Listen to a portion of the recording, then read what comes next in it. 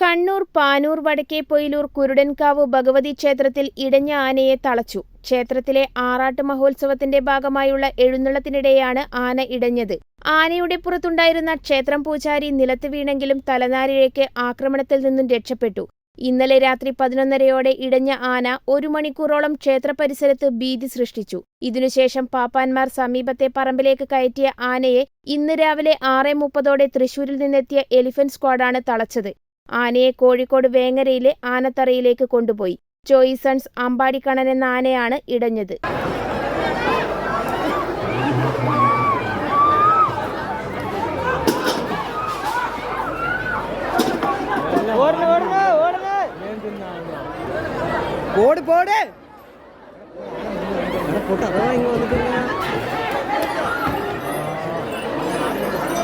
തുള്ളിക്കള അത്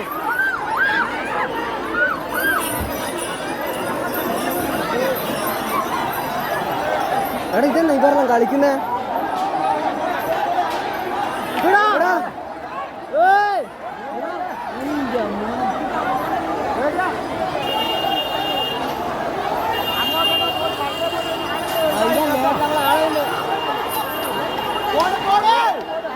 ഓടിക്കേ